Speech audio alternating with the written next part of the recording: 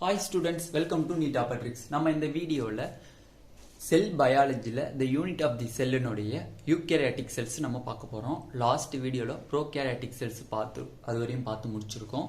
அந்த வீடியோவை பார்க்காதவங்க கீழே டிஸ்கிரிப்ஷன்ல லிங்க் தரேன், அதை கிளிக் பண்ணி பார்த்துக்கோங்க. வாங்க வீடியோக்குள்ள போறதுக்கு முன்னாடி நம்மளோட Neet PART3 சேனலை சப்ஸ்கிரைப் பண்ணிக்கோங்க. கூடவே இருக்கக்கூடிய பெல் பட்டனை கிளிக் பண்ணிக்கோங்க. அப்பதான் நம்ம போடக்கூடிய வீடியோ உங்களுக்கு நோட்டிஃபிகேஷனா வரும். ஓகேவா ஸ்டூடெண்ட்ஸ், வாங்க வீடியோக்குள்ள போலாம். First the eukaryotic cells.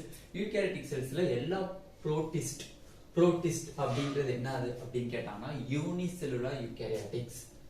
Unicellular eukaryotic cells ன்னு சொல்லுவாங்க. இந்த unicellular eukaryotics ஃபுல்லாமே என்னதுன்னா protist. ஓகேவா? unicellular eukaryotics னுடைய ஒரு unicellular body தான் ஸ்டார்டிங் ஸ்டேஜ் eukaryotics. அதான் protist. Plant, fungi, animals எல்லாமே வந்து eukaryotic cells. அடுத்து வந்து extensive compartmentalization of cytoplasm through the cell membrane bound organelles. இங்க என்ன சொல்லிருக்காங்க? What is extensive compartmentalization அப்படினு கேட்டாங்கன்னா ஒரு செல் இருக்கு அப்படினா அந்த செல்லுக்கு வந்து இப்ப இது ஒரு செல், ஓகேவா? இந்த செல்லுல வந்து இங்க நியூக்ளியஸ் இருக்கு, இங்க மைட்டோகாண்ட்ரியா, இங்க வேற ஏதாச்சும் அதர் ஆர்கன்ஸ், ரைபோசோம்ஸ், ஓகேவா? இது லைசோசோம்ஸ் இப்படி இருக்குன்னா இது வந்து நியூக்ளியஸ் வந்து என்னது நம்மளுக்கு மெம்பரேன் பவுண்ட் ஆர்கனல்ஸ். அப்ப இந்த மெம்பரேன் பவுண்ட் ஆர்கனல்ஸ் வெளியில இருக்க சைட்டோபிளாசமும் எப்படி இருக்கு? செப்பரேட்டா இருக்கு, ஓகேவா? அப்ப நியூக்ளியஸ்க்கு இது வந்து என்னது எக்ஸ்டென்சிவ் கம்பார்ட்மெண்டலைசேஷன். நியூக்ளியஸ் என்ன சொல்லுவாங்க? இன்டென்சிவ் கம்பார்ட்மெண்டலைசேஷன் சொல்லுவாங்க.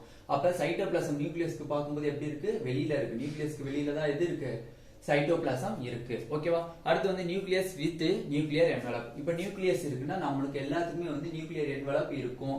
ப்ரோகாரியோட்டிக்ஸ்க்கு இருக்காது, ஓகேவா? நியூக்ளியர் மெம்பரேன் நம்ம எல்லாத்துக்குமே இருக்கும், ஓகேவா? அடுத்து வெரைட்டி ஆஃப் காம்ப்ளெக்ஸ் லோகோமோட்டரி அண்ட் சைட்டோஸ்கெலிட்டல் ஸ்ட்ரக்சர்னு சொல்லிக்கலாம். நம்மளுக்கு வந்து லோகோமோஷன் வந்து ஒவ்வொரு ஆர்கனல்ஸ்க்கும், இப்போ புரோட்டிஸ்ட்க்கு அது ஒரு வகையான லோகோமோஷன் இருக்கும். பிளான்ட்ஸுக்கு லோகோமோஷன் கிடையாது, ஓகேவா? சைட்டோஸ்கெலிட்டல் ஸ்ட்ரக்சர்ஸ் எல்லாம் இருக்கு. ஒவ்வொன்றுக்கும் ஒவ்வொரு மாதிரியான லோகோமோஷன் இருக்கு, வெரைட்டி ஆகுது. அடுத்து genetic materials organised into chromosome. நல்லா ஞாபகம், குரோமோசோம்ல தான் வந்து டிஎன்ஏ இருக்கு, ஓகேவா?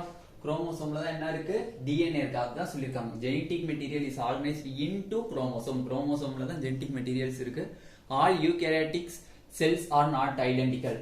இப்ப அனிமல்ஸ்ல இருக்கக்கூடிய அனிமல்ஸுக்கும் யூகாரியோட்டிக் தான், ஃபங்கையும் யூகாரியோட்டிக் தான். அப்ப அதை பார்க்கும்போது அனிமல்ஸ்ல இருக்க செல்ஸும் ஃபங்கைஸ்ல இருக்க செல்ஸும் ஒரே மாதிரி செல்ஸா இருக்கான்னு கேட்டாங்கன்னா இருக்காது, நாட் ஐடென்டிக்கல், ஓகேவா? பிளான்ட் செல்ஸ்ல என்னென்ன இருக்கும்? நம்மளுக்கு வந்து செல் வால் இருக்காது, செல் மெம்பரேனோட ஸ்டாப் ஆயிரும்.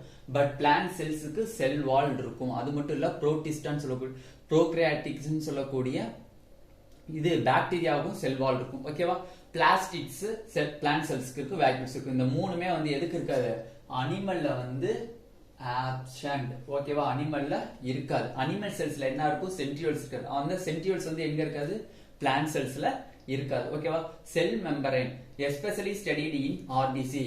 இங்க வந்து நான் வந்து சிம்பிளா ஆர்பிசின்னு கொடுத்திருக்கேன். எந்த ஒன்னு ஆர்பிசில செல் மெம்பரேனை பத்தி ஸ்டடி பண்ணாங்கன்னு கேட்டாங்கன்னா எதை சொல்லணும் அப்படின்னா நாம வந்து ஹியூமன்ல இருக்கக்கூடிய ஆர்பிசில தான் அவங்க வந்து ஸ்டடி பண்ணாங்க, ஓகேவா? அடுத்து cell membrane is composed of lipids. நம்ம எல்லாத்துக்கும் தெரிஞ்சதுதான் வந்து செல் மெம்பரேன் எதுனால ஆனது? லிப்பிட்ஸ், ஓகேவா? லிப்பிட்ஸ்னால ஆனதுதான் செல் மெம்பரேன், ஓகேவா? That are arranged in a bilayer, ஓகேவா? Lipids are arranged within the membrane with polar head towards outside. இங்க தான் நல்லா பாயிண்ட் புரிஞ்சுக்கணும். இப்ப செல் மெம்பரேன் இருக்குன்னா இப்படி டபுள் லேயர்ல இருக்கு. அவங்க ஃபர்ஸ்ட் பாயிண்டே சொல்றாங்க arranged in a bilayer. Double லேயர்ல இருக்குன்னா போலார் ஹெட்னு சொல்லக்கூடியது உருண்டையா இருக்கும். நம்ம வந்து NCERT புக்ல பாத்தீங்கன்னா இந்த மாதிரி உருண்டையா இருக்கும். இந்த உருண்டையா இருக்கிறது வந்து டுவர்ட்ஸ் அவுட் சைட், செல் மெம்பரேனுக்கு அவுட் சைட்ல இருக்கு, ஓகேவா? செல்லுக்கு அவுட் சைட்ல இருக்கு. இது வந்து பார்த்துட்டு இருக்குது செல்லுக்கு அவுட் சைட்ல இருக்கு. Hydrophobic tiles towards inner part. அந்த டயகிராம்ல பாத்தீங்கன்னா இந்த மாதிரி ஒன்னு இருக்கும். இந்த மாதிரி ஹைட்ரோபோபிக் டைல்ஸ் வந்து டுவர்ட்ஸ் தி இன்னர் பார்ட், உள்ளுக்குள்ள இருக்கும், ஓகேவா? இது ரெண்டு பாயிண்ட் வந்து ரொம்ப ரொம்ப முக்கியமான பாயிண்ட், ஓகேவா? அடுத்து non-polar tail of saturated hydrocarbon is protected from aqueous solution. நாம லாஸ்ட்ல என்ன பார்த்தோம்? லாஸ்ட் பாயிண்டா போலார் வந்து ஹெட் வந்து டுவர்ட்ஸ் அவுட் சைட் பார்த்தோம். அடுத்து வந்து ஹைட்ரோபோபிக் டைல்ஸ் டுவர்ட்ஸ் இன்னர் பார்ட்னு பார்த்தோம். அடுத்து வந்து நான் போலார் டைல்னு சொல்லக்கூடியது வந்து வெளிநோக்கி இருக்கும். இப்ப பைலேயர் இந்த மாதிரி இருக்கு அப்படின்னா அந்த டெய்ல்ஸ் வந்து எப்படி இருக்குன்னா இந்த வெளிநோக்கி இப்படி இருக்கும். பிக்சர்ல பாத்தீங்கன்னா தெரியும். அந்த டெய்ல் வந்து என்ன பண்ணுது அப்படின்னா அக்வாஸ் என்விரான்மெண்ட் ஈரப்பத காற்றுல இருந்து நம்மளோட இதை வந்து தடுக்குது. ஓகேவா? அது வந்து எதனால ஆனதுன்னு கேட்பாங்க. சேச்சுரேட்டட் ஹைட்ரோகார்பன் நோட் பண்ணிக்கோங்க. இது வந்து ரொம்ப ரொம்ப முக்கியம். சேச்சுரேட்டட் ஹைட்ரோகார்பனால ஆன அந்த நான் போலார் டைல் வந்து அக்வஸ் என்விரான்மெண்ட் வந்து பாதுகாக்குது. In addition to phospholipids membrane also contain cholesterol. அந்த இதுல நம்ம ஃபர்ஸ்ட் என்ன பார்த்தோம், லிபிட்ஸ்னால மட்டும் ஆனது நம்மளுக்கு பொதுவா தெரியும். பட் என்ன லிபிட்ஸ் அப்படின்னு கேட்டாங்கன்னா பாஸ்போலிபிட்ஸ் முக்கியமான பாயிண்ட். பாஸ்போலிபிட்ஸ்னால ஆனது. அது மட்டும் இல்ல அந்த மெம்பரைன்ல எது வேற பெற்றிருக்கு, கொலஸ்ட்ராலும் இருக்கு. ஓகேவா? செல் membrane also possesses protein and carbohydrates. நம்ம என்ன படிச்சிருக்கோம், லிபிட் மட்டும் இருக்கு அப்படின்னு நம்ம லிபிட்னால மட்டும் ஆனது தான் படிச்சிருக்கோம். பட் இல்ல, கிடையாது. புரோட்டீனும் அந்த செல் மெம்பரைன்ல பிரசன்ட் ஆயிருக்கு, கார்போஹைட்ரேட்டும் present ஆயிருக்கு. ஓகேவா? in human beings the membrane of the erythrocytes has approximately okay in human beings-ல தான் வந்து இந்த செல் மெம்பரைனை ஸ்டடி பண்ணது. எரித்ரோசைட்ஸ் னு சொல்லக்கூடிய அந்த ஆர்பிசில தான் வந்து எதை வந்து ஸ்டடி பண்ணாங்க, செல் மெம்பரைனை ஸ்டடி பண்ணது. ஓகேவா? அதுல பார்க்கும்போது 52% புரோட்டீனும் 40% லிபிட்ஸும் இருக்கு. ஓகேவா? நல்லா நோட் பண்ணிக்கோங்க. இது நீட்ல கேட்கக்கூடிய ஒரு இம்பார்ட்டன்டான கேள்வி. 52% புரோட்டீன் வந்து எதுல இருக்கு, செல் மெம்பரைன்லயும். 40% லிபிட்ஸும் செல் மெம்பரைன்ல இருக்கு. ஓகேவா? Membrane protein can be classified into integral and peripheral. ஓகேவா?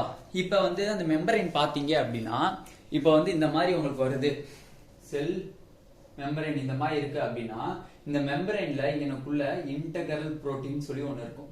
ஓகேவா? இது லேட்டரலா இங்க படிப்போம். அந்த 4 இதுல ஒரு இதுல இது வரும். ஓகேவா?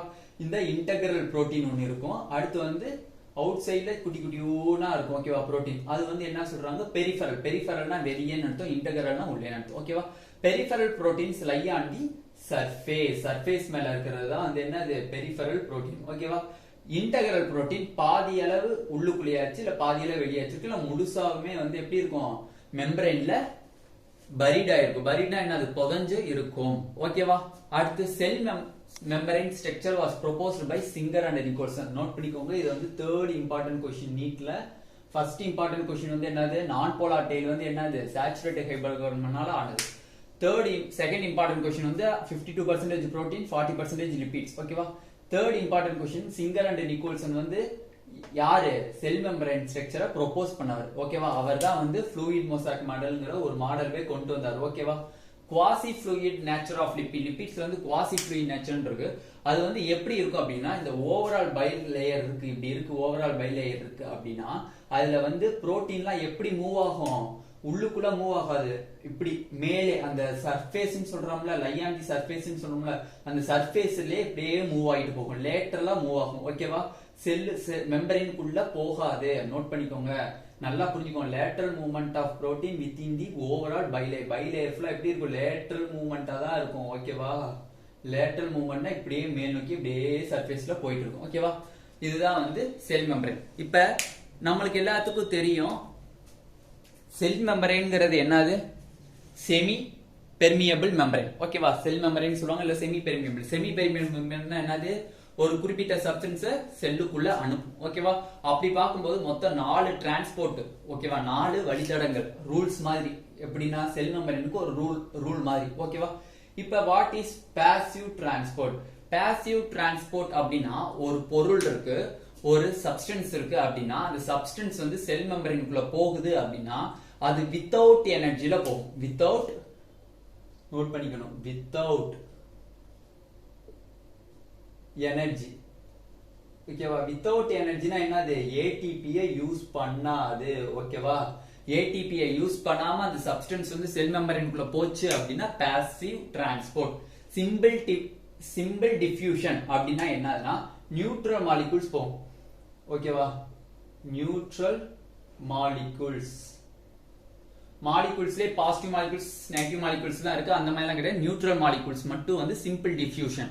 இதுக்கும் வந்து எது கிடையாது, ஏடிபி கிடையாது. ஓகேவா? இதுக்கும் வந்து என்னது, ஏடிபி யூஸ் பண்ணிக்காது. ஓகேவா? அப்ப ரெண்டு இதுலயுமே எது யூஸ் பண்ணிக்காது ஏடிபியை யூஸ் பண்ணிக்காது ஆக்டிவ் டிரான்ஸ்போர்ட் அப்படின்னா என்னதுன்னா இப்போ ஒரு சப்ஸ்டன்ஸ் உள்ளுக்குள்ள நுழையணும் அப்படின்னா எனர்ஜி இல்லாம நுழைய முடியாது அப்படிப்பட்ட சப்ஸ்டன்ஸ் வந்து எது மூலியமா நுழைய ஆக்டிவ் டிரான்ஸ்போர்ட் மூலியமா தான் நுழையும் ஓகேவா அந்த டிரான்ஸ்போர்ட் வந்து எப்படி இருக்கும் அப்படின்னு கேட்டாங்கன்னா லோயர் டு ஹையர் கான்சென்ட்ரேஷன் இப்ப ஆக்டிவ் டிரான்ஸ்போர்ட் என்னது எனர்ஜிய ஏடிபிய யூஸ் பண்ணிக்கணும் அது மட்டும் இல்ல லோயர் கான்சென்ட்ரேஷன் டு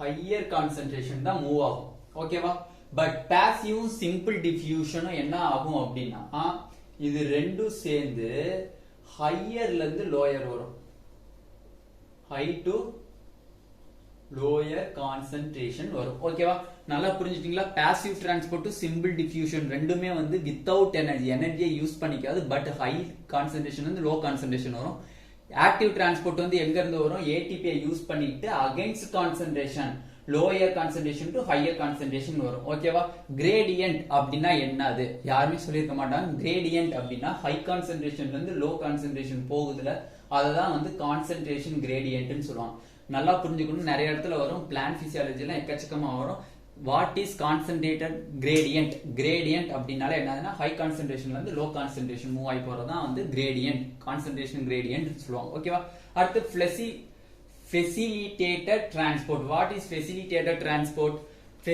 டிரான்ஸ்போர்ட்னா என்னது இதுவும் வித்தவுட் எனர்ஜியை யூஸ் பண்ணிக்காது ஓகேவா வித்தவுட்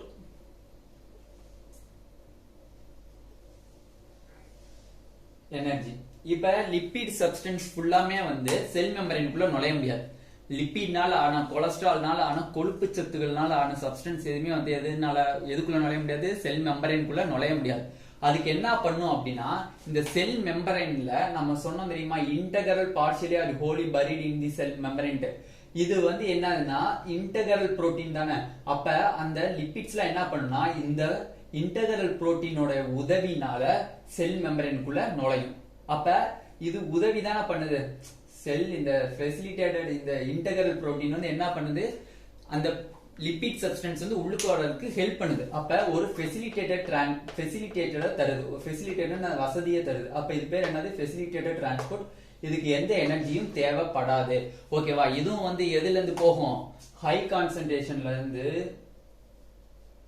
லோ கான்சென்ட்ரேஷன் தான் போகும் ஓகேவா நோட் பண்ணிக்கோங்க பாசிவ்க்கு வந்து வித்தவுட் எனர்ஜி ஹை கான்சென்ட்ரேஷன்ல இருந்து லோ கான்சென்ட்ரேஷன் போகும் சிம்பிள் டிஃப்யூஷன் வந்து neutral molecules without energy high கான்சென்ட்ரேஷன்ல இருந்து லோ கான்சென்ட்ரேஷன் போகும் ஆக்டிவ் டிரான்ஸ்போர்ட் ஏடிபியை யூஸ் பண்ணிக்கிறோம் லோயர் கான்சென்ட்ரேஷன்ல இருந்து ஹையர் கான்சென்ட்ரேஷன் போகும் அகைன்ஸ்ட் கான்சென்ட்ரேஷன் கிரேடியன்ட்னு சொல்லுவாங்க ஓகேவா facilitated transport without energy but ஒரு இதை வந்து யூஸ் பண்ணிட்டு அது வழியா லிபிட் சப்ஸ்டன்ஸ் உள்ளுக்க போறதுனால இதுக்கு வந்து ஃபெசிலிட்டேட்டட் டிரான்ஸ்போர்ட்னு பேர் வச்சிருக்காங்க ஹை கான்சென்ட்ரேஷன்ல இருந்து லோ கான்சென்ட்ரேஷன் போகும் ஓகே ஸ்டூடெண்ட்ஸ் இந்த வீடியோ உங்களுக்கு பிடிச்சிருந்துச்சுன்னா நம்மளோட நீட் PART3 சேனலை சப்ஸ்கிரைப் பண்ணிக்கோங்க கூடவே இருக்கக்கூடிய பெல் பட்டனை கிளிக் பண்ணிக்கோங்க அப்பதான் நம்ம போடக்கூடிய வீடியோ உங்களுக்கு நோட்டிபிகேஷனாக வரும் உங்க ஃப்ரெண்ட்ஸ்க்கும் ஷேர் பண்ணிக்கோங்க தேங்க்யூ ஸ்டூடெண்ட்ஸ்